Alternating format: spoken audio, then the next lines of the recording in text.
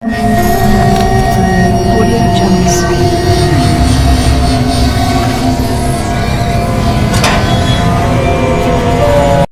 Welcome to horror studio. Story updates के लिए bell icon को प्रेस कर लें और मेरे चैनल को सब्सक्राइब कर लें। मेरा नाम आयशा है। मैं अपनी अम्मी अब्बू और दो भाइयों के साथ रहती हूँ। मेरे बड़े भाई जिनकी शादी हो चुकी है वो अपनी फैमिली के साथ मुल्क के बाहर होते हैं। वो दुबई में सेटल हो चुके हैं। वो वहीं पर जॉब करते हैं। बची मैं, मेरा भाई जैन और मेरे अब्बू अम्मी। मेरी मंगनी हो चुकी है, लेकिन मेरी अम्मी का कहना है कि पहले मैं घर में बहू लेकर आऊँगी, फिर तुम्हारी रुखसती करूँगी। अम्मी जैन के लिए लड़की देख रही थी। जैन की उम्र 35 साल हो गई थी।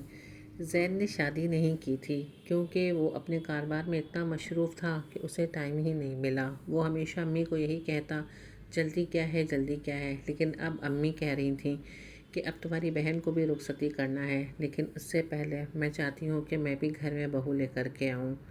अम्मी जैन के लिए लड़की तलाश कर रही थी। उन्होंने काफ़ी मुताशा को लगा रखा था। एक रिश्ता वाली आंटी थी, वो एक दिन घर आई और घर आकर के वो एक रिश्ता बताती हैं जैन के लिए। वो अम्मी को बताती हैं कि मैं जिस लड़की का रिश्ता लेकर के आई हूँ वो बहुत ही खूबसूरत है और उसकी उम्र भी ज़्यादा नहीं है, वो सिर्फ 22 साल की है। लेकिन हाँ, वो यतीम है और अपनी माँ के साथ अकेले ही मकान में रहती है। मुझे ज़्यादा कुछ तो उसके बारे में नहीं पता। मेरी जान पहचान की किसी ने मुझे बताया था इस लड़की के रिश्ता के लिए कि उसकी माँ भी रिश्ता तलाश कर रही हैं। अगर आप कहें तो मैं बात आगे बढ़ाऊँ। मेरी अम्मी कहती हैं वो आंटी से कि आप रुक जाएं, मैं पहले जैन के अब्बू से बात कर लेती हूँ, उसके बाद फिर मैं आपको ख़बर करूँगी। मेरी अम्मी रिश्ता वाली आंटी से उस लड़की की तस्वीर मांगती हैं, लेकिन वो बताती हैं कि उसकी कोई तस्वीर नहीं है। वो लोग काफ़ी पर्दापोश हैं और वो लोग तस्वीर वगैरह नहीं खींचती। अगर आप कहें तो मैं बात करती हूँ, आप चल के लड़की को सामने से देख लीजिए। फिर अम्मी कहती हैं मुझे कुछ वक्त दीजिए, मैं इसके अब्बू से बात करके आपको बताती हूँ। अब्बू जब रात को घर आते हैं तो अम्मी उनसे कहती हैं कि वो रिश्ता वाली आई थी और उन्होंने एक रिश्ता बताया है जैन के लिए। अब्बू कहते हैं ठीक है, तुम और आयशा जाकर के तुम लोग देख लो, फिर उसके बाद जो होगा बात कर लेंगे। अम्मी कहती हैं कि ठीक है। दूसरे दिन वो उसे इत्तला करती हैं और कहती हैं कि आप उन्हें कह दीजिए हम आज शाम को ही उनके घर जाएंगे लड़की देखने के लिए। ऐसे तो हमारे ख़ानदान में भी काफ़ी लड़कियां थीं, लेकिन सब जैन से काफ़ी छोटी थी और जैन ख़ानदान में शादी करना भी नहीं चाहता था। मैं, अम्मी और रिश्ता वाली खाला हम तीनों उस लड़की के घर शाम को जाते हैं। जब हम घर के पास पहुंचते हैं तो हमें एक अलग सा ही वाइब्स महसूस होता है, कुछ अच्छा नहीं लगता। मेरी अम्मी खाला से कहती हैं कि आप ये हमें कहाँ लेकर के आईं, ये तो एकदम सुनसान जगह है और यहाँ काफ़ी मकान भी नहीं है। नहीं नहीं, यही एड्रेस बताया गया था, शायद यही मकान है, मैं भी यहाँ पहली बार आ रही हूँ। लेकिन अम्मी खाला से कहती हैं कि ये मकान तो काफ़ी पुराना लग रहा है। हाँ, जैसे कि मैंने आपको बताया कि वो लोग यतीम हैं और वो माँ बेटी यहीं रहती हैं। खाला दरवाज़े पर नॉक करती हैं और थोड़ी देर के बाद एक बूढ़ी औरत दरवाज़े पर आती है और वो कहती है जी बोलिए। खाला उस बूढ़ी औरत से कहती हैं कि जी हम रिश्ता के लिए आए थे। तो वो कहती हैं जी जी आइए, अंदर आइए। वो हमें अंदर लेकर के जाती हैं। अंदर से वो घर काफ़ी पुराना था, उसकी मरम्मत भी नहीं हुई थी। एक ही रूम था जिसके अंदर बावर्चीखाना भी था और अटैच बाथरूम भी था और बाहर की तरफ एक गैरेज था छोटा, जिस पे उन लोगों ने एल्बेस्टर लगा कर के सोफ़ा और टेबल लगा रखा था। वो बूढ़ी औरत हमें वहीं बैठने के लिए कहती हैं। बगल की तरफ छत थी जिसकी तरफ सीढ़ी जा रही थी, वो भी बंद थी। खाला पूछती हैं कि आप कौन हैं, तो वो कहती हैं कि मैं लड़की की अम्मी हूँ। अम्मी? जी हाँ, मैं लड़की की अम्मी हूँ। ये बूढ़ी औरत देखने में काफ़ी खूबसूरत थी। उनके सादे लंबे बाल, चोटी बंधी हुई थी, लेकिन वो झुकी हाथ में डंडा लेकर के चल रही थी। उनकी आंखें नहायत ही खूबसूरत थी। अम्मी कहती हैं खाला से कि अगर इनकी उम्र इतनी है तो इनकी लड़की की उम्र कितनी होगी। खाला कहती हैं कि मुझे तो बताया गया था कि इनकी लड़की की उम्र 22 साल है, अब देखने के बाद ही पता चलेगा। खाला उस बूढ़ी औरत से पूछती हैं कि आप कितने दिनों से इस घर में हैं और आपके शौहर का क्या हुआ। वो कहती हैं कि मेरे शौहर का इंतकाल हो गया, मैं मेरी बेटी के साथ यहीं रहती हूँ। मेरा भाई मेरा घर का खर्च उठाता है اور میں اپنی بیٹی کو اجازت بھی نہیں دیتی کہ وہ باہر جا کر کے کام کرے، اس لیے ہمارا گزارا یہیں ہو جاتا ہے، ہمارے 2 بھائی ہمارا خرچ اٹھا لیتے ہیں۔ اچھا ٹھیک ہے، ساری باتیں تو ہو گئیں، آپ اپنی بیٹی کو تو بلائیے۔ وہ بوڑھی عورت آواز لگاتی ہے، نور بیٹا باہر آ جاؤ۔ نور اندر سے شربت کا گلاس لے کر کے آتی ہے۔ نور کو دیکھ کر کے خالہ، میں اور امی ہماری آنکھیں پھٹی کی پھٹی رہ جاتی ہیں۔ نور اتنی حسین تھی کہ ہم نے شاید ہی کبھی اتنی حسین لڑکی دیکھی ہو۔ اتنی گوری تھی مانو جیسے اگر چھو لے کوئی تو اس کا جسم میلا ہو جائے۔ اس کی امی اسے کہتی ہیں کہ بیٹا شربت دو سب کو۔ وہ شربت ہمیں پلاتی ہے، وہ شربت لال رنگ کی ہوتی ہے۔ میری امی نور کو اپنے بغل میں بیٹھنے کے لیے کہتی ہیں، مانو کہ میری امی کی تو نظر ہی نہیں ہٹ رہی ہوتی ہے نور پہ سے۔ نور بے انتہائی خوبصورت لگ رہی تھی۔ اس کے کالے لمبے بال، کالے کالے چوٹیاں اور گورا رنگ تو ایسا تھا مانو جیسے کہ اس کے جسم سے الگ سے روشنی پھینک رہی ہو۔ میری امی نور سے پوچھتی ہیں کہ بیٹا آپ کیا کرتی ہو؟ تو نور کہتی ہے، جی میں گھر پہ ہی ہوتی ہوں امی کے ساتھ، کیونکہ میرے ابو تو کافی دن پہلے ہی انتقال ہو گئے تھے اور ہمیں اجازت نہیں کہ ہم گھر کے باہر جائیں۔ نور دیکھنے میں کافی شانت مزاج لگ رہی تھی، وہ بہت کم بات کر رہی تھی اور اس کی امی بھی کافی کم بات کر رہی تھی۔ شربت پینے کے بعد اچانک سے ہم تینوں کا سر ایک دم سے بھاری ہو گیا۔ تبھی میری امی کہتی ہیں کہ ٹھیک ہے ہم چلتے ہیں، جیسا ہوگا ہم آپ کو خبر کریں گے اس کے ابو سے بات کر کے۔ تبھی نور کی امی میری امی سے کہتی ہیں کہ میں آپ سے کچھ باتیں کرنا چاہتی ہوں۔ جی بولیے۔ میری کچھ شرط ہے شادی کے لیے۔ شرط؟ کیسی شرط؟ میری 3 شرط یہی ہے کہ سب سے پہلے کہ میں کوئی دہیز نہیں دے پاؤں گی کیونکہ میرے شوہر تو ہے نہیں، میرے خرچ میرے بھائی اٹھاتے ہیں۔ دوسری شرط یہ ہے کہ میں سادگی سے نکاح کروں گی، کوئی شور شرابہ دھوم دھام سے نہیں ہوگی، میں نہیں چاہتی یہ سب کرنے کے لیے۔ اور تیسری شرط یہ ہے کہ شادی میں کوئی بھی فوٹوگرافی ویڈیوگرافی نہیں ہوگی کیونکہ ہم پردہ پوش ہیں اور ہمارے خاندان میں یہ سب پسند نہیں کرتے۔ میری امی ان کی باتیں سن کر کے مسکراتی ہیں اور یہی کہتی ہیں کہ ٹھیک ہے میں اس کے ابو سے بات کرتی ہوں اور جو جواب ہوگا آپ کو کچھ دن میں اطلاع کرتی ہوں۔ ہم وہاں سے نکل جاتے ہیں۔ گاڑی میں بیٹھتے ہی میں، خالہ اور امی ایک دوسرے سے یہی کہتے ہیں کہ پتہ نہیں کیوں اچانک سے سر کافی بھاری ہو گئی ہے۔ ہم تینوں ایک دوسرے کا چہرہ دیکھتے ہیں۔ تبھی مذاق مذاق میں خالہ کہہ دیتی ہیں، کہیں وہ شربت میں کچھ ملایا تو نہیں گیا تھا۔ پھر ہم اس چیز کو نظر انداز کر کے گھر آ جاتے ہیں۔ گھر آ کر امی وہاں کے بارے میں ابو کو ساری باتیں بتاتی ہیں، وہ شرط کی بھی باتیں بتاتی ہیں، جبکہ ابو بھی سن کے حیران رہتے ہیں، لیکن ابو یہی کہتے ہیں کہ چلو کوئی بات نہیں، وہ اکیلی عورتیں ہیں، اکیلی رہتی ہیں اور سادگی میں شادی کرنا، صرف نکاح کرنا کوئی خراب بات تو نہیں ہے، ہمیں شرط منظور ہے۔ امی ابو سے یہی پوچھتی ہیں کہ آپ بتائیے لڑکی کے بارے میں کہ کیا کیا جائے۔ ابو کہتے ہیں لڑکی تم دیکھ کر آئی ہو، تم بہتر، تمہیں جو لگے وہ تم کرو۔ امی پھر زین کے پاس بھی جاتی ہیں، زین کو بھی سارا حال بتاتی ہیں۔ زین امی سے یہی کہتا ہے، امی آپ کو جو اچھا لگے آپ وہی کریے۔ امی سوچ میں رہتی ہیں کہ کچھ نہ کچھ تو مجھے کہیں کھٹک رہا ہے، لیکن کیا ہے ایسا چیز جو مجھے سمجھ میں نہیں آ رہی۔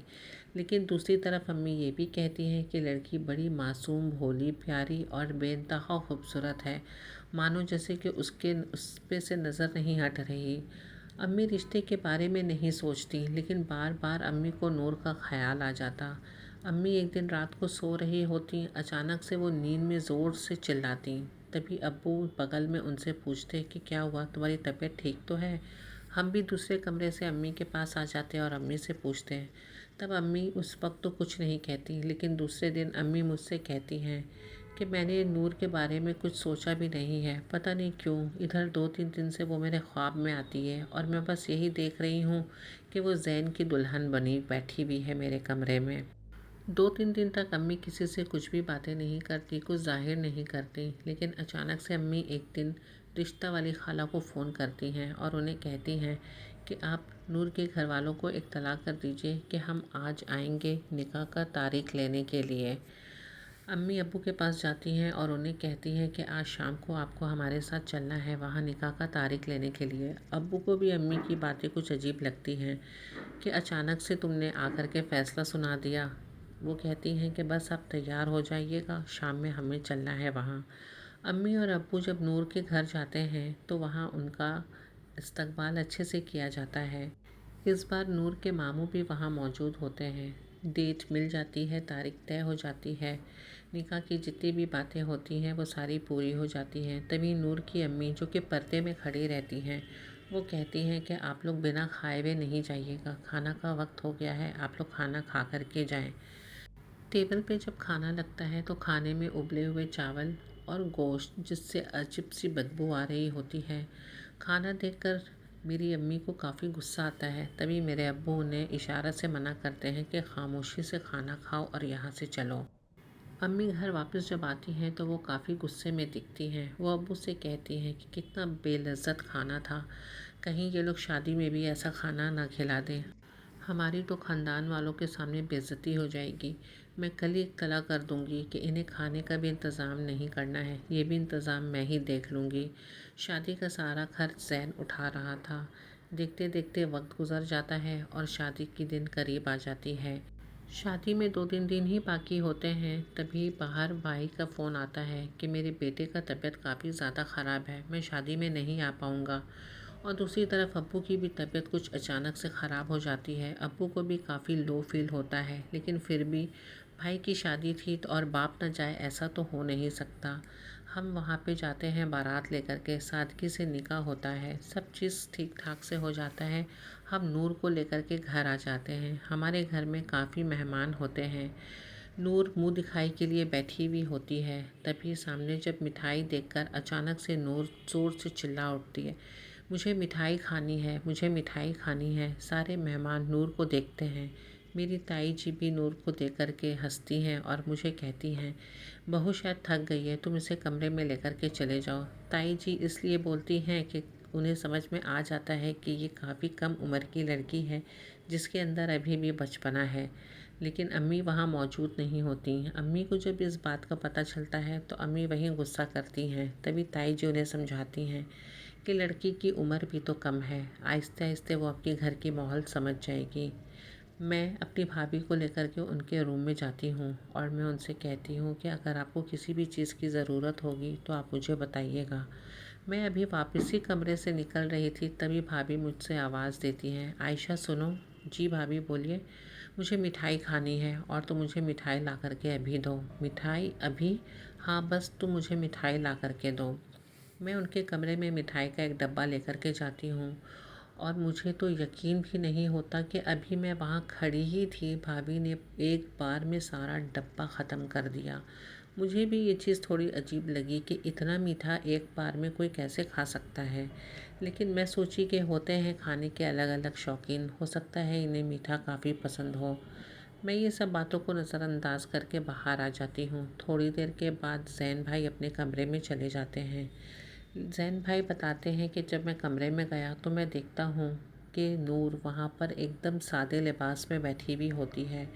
میں نور سے یہی کہتا ہوں کہ تم تو دلہن ہو لیکن تم نے اتنے جلدی کپڑے بدل لیے۔ وہ کہتی ہے کہ میں بہت تھک گئی ہوں، میں آرام کرنا چاہتی ہوں۔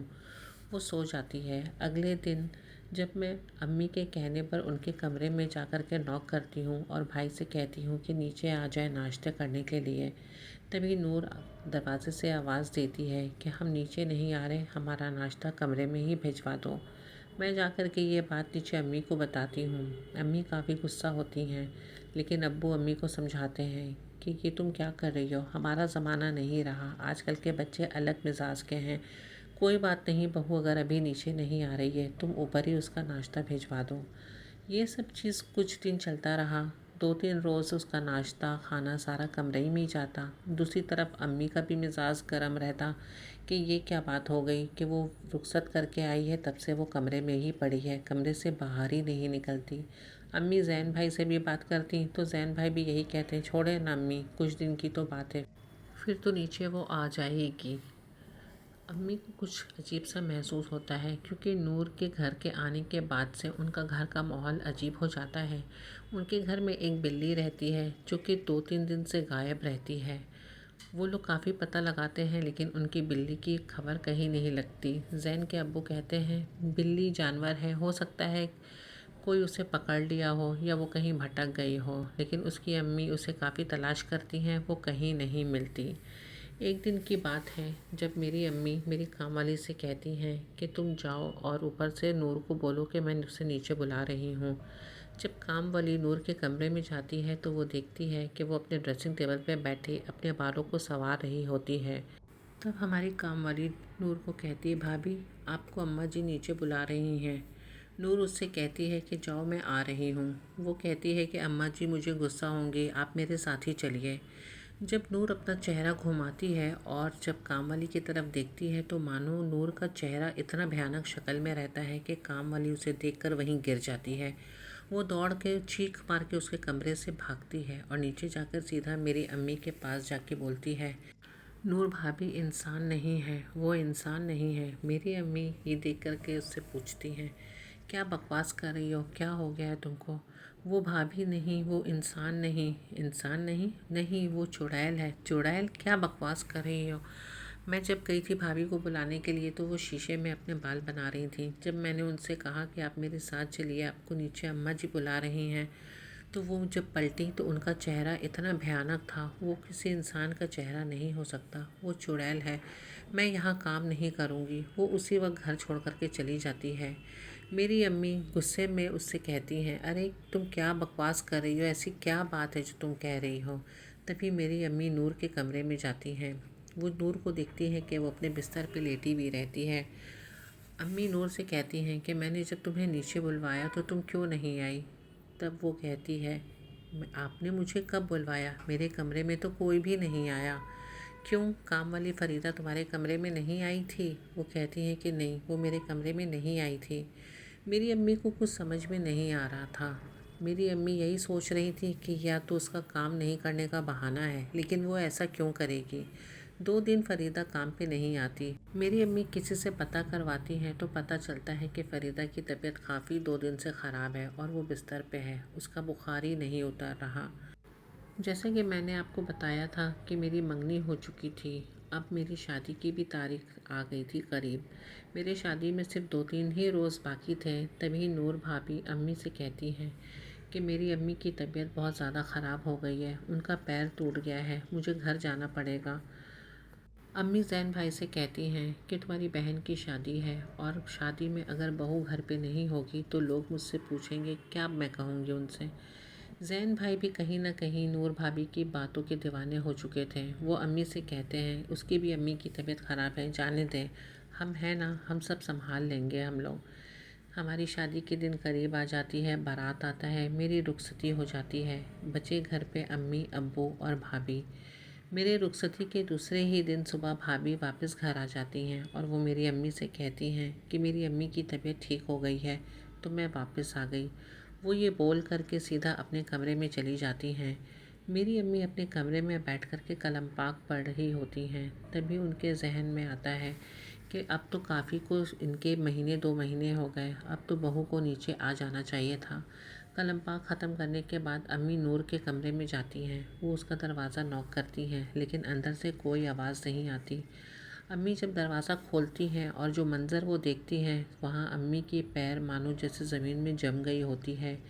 نور وہاں بیٹھے کسی جانور کا گوشت کھا رہی ہوتی ہے، اس کے سارے شکل پہ خون لگا ہوتا ہے، اور جیسے کہ فریدہ جو کام والی بتاتی ہے کہ نور کا چہرہ کافی بھیانک تھا، واقعی میں اس بار اس کا چہرہ بھیانک تھا جس کا سامنا امی نے کیا۔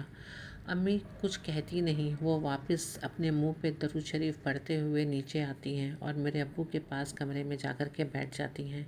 امی کافی ڈری ہوئی ہوتی ہیں، ان کے منہ سے الفاظ تک نہیں نکلتا۔ تب میرے ابو امی سے پوچھتے ہیں کہ کیا ہوا، تم کافی گھبرائی اور ڈری ہوئی لگتی ہو، لیکن میری امی کے منہ سے تو ایک لفظ نہیں نکلتا، مانو جیسے کہ ان کا منہ کسی نے بند کر رکھا ہو۔ میرے ابو کا عادت تھا، وہ گھر میں روزانہ منزل پڑھا کرتے تھے۔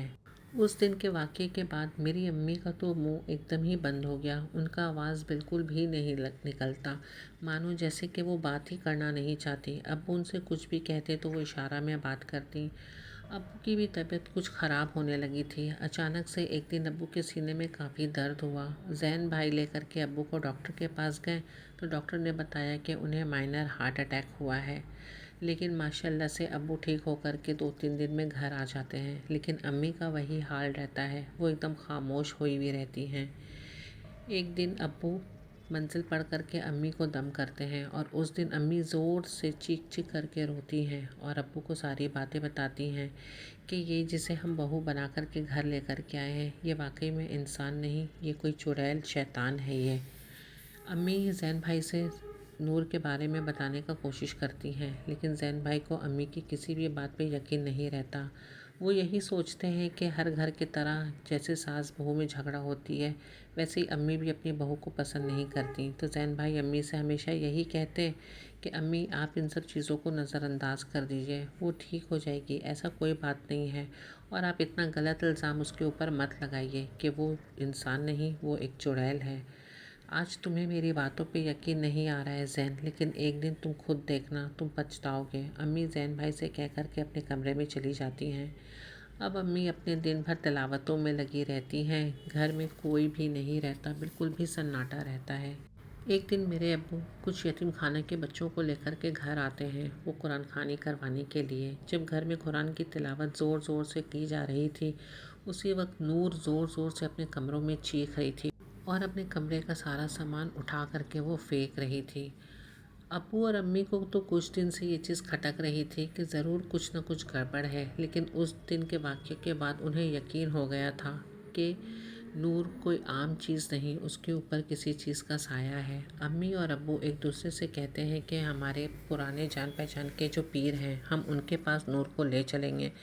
تبھی نور کے اوپر سے آواز آتی ہے کہ تم مجھے پیر کے پاس لے کر کے جاؤ گے؟ اگر پیر یہاں پر آیا یا اگر میں پیر کے پاس پہنچ گئی تو وہ زندہ نہیں بچے گا اور تم لوگ بھی زندہ نہیں بچو گے۔ ابو نے امی کو منع کیا تھا کہ زین بھائی سے کسی بھی قسم کا بات نہ کریں، کیونکہ انہیں تو ہماری کوئی بات پہ یقین تھا ہی نہیں۔ زید بھائی کی بھی ہیلتھ کافی خراب ہو گئی رہتی ہے، ان کا 3-4 مہینہ میں کافی ویٹ لوز ہو گیا ہوتا ہے۔ ایک دن کی بات ہے، جب زین بھائی کام سے گھر واپس آتے ہیں تو وہ جیسے ہی کھانا کے ٹیبل پہ بیٹھتے ہیں وہ وہاں بے ہوش ہو جاتے ہیں۔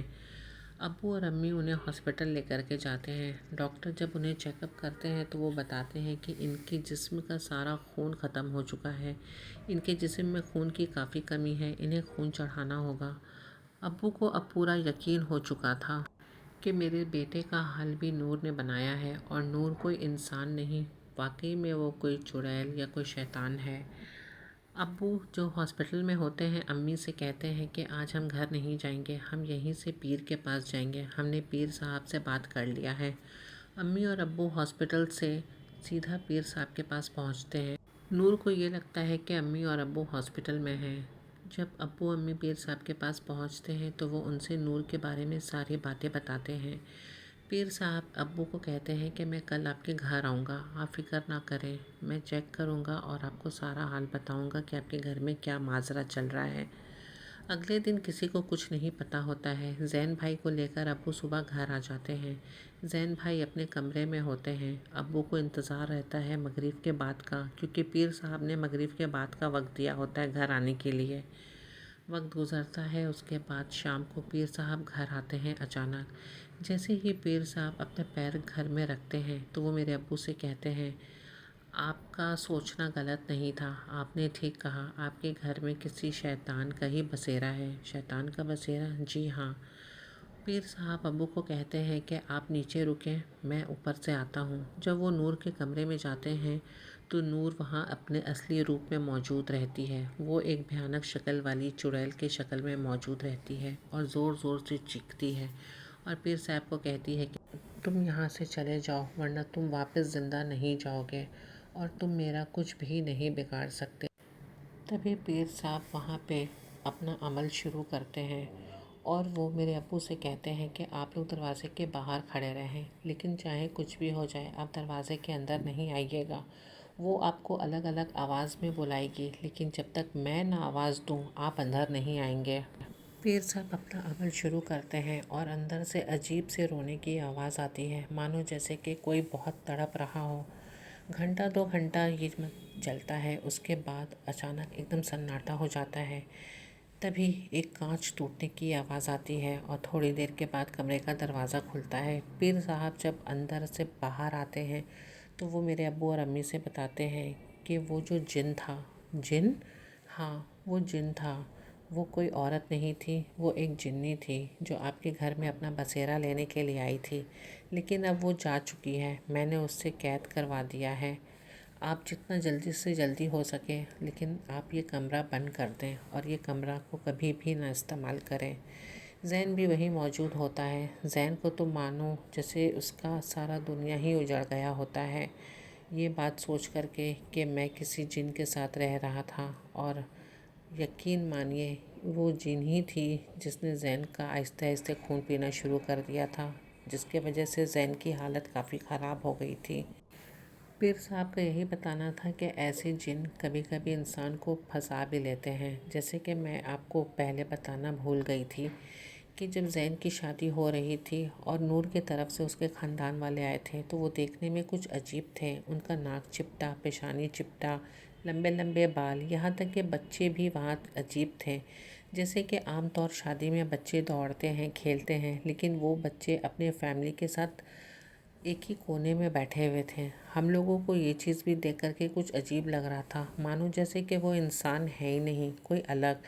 لیکن پتہ نہیں کیوں ان سب چیزوں کو بھی ہم لوگوں نے نظر انداز کر دیا، کیونکہ یہ سب چیز آگے ہونا تھا۔ کچھ دن کے بعد جب خالہ میری امی کے ساتھ اسی محلے میں جاتی ہیں، تب آس پڑوس والے لوگوں سے پتہ چلتا ہے کہ آپ اس مکان کے بارے میں بات کر رہی ہیں، یہ مکان تو ایک برسوں سے بند ہے، یہاں کوئی نہیں آتا۔ جب امی اور خالہ اس مکان کے اندر جاتی ہیں تو وہ مکان ایک کھنڈر کی شکل میں رہتا ہے، ٹوٹا پھوٹا مکڑے کے جال کے جیسا لگا ہوا رہتا ہے، وہاں کوئی نہیں رہتا۔ امی اور خالہ واپس آ جاتی ہیں، وہ سمجھ جاتی ہیں کہ ہم لوگ جن کے جال میں پھنس گئے تھے۔ زین بھائی کی اب دوسری شادی ہو چکی تھی، وہ اسی گھر میں تھے، لیکن وہ کمرہ آج تک بند ہے۔ اب زین بھائی کے 2 بچے بھی ہیں۔ ابو کا کچھ دن کے بعد انتقال ہو گیا تھا۔ امی، زین بھائی اور ان کے فیملی اسی گھر میں رہتے ہیں، اور میں اپنی فیملی کے ساتھ اپنے گھر میں۔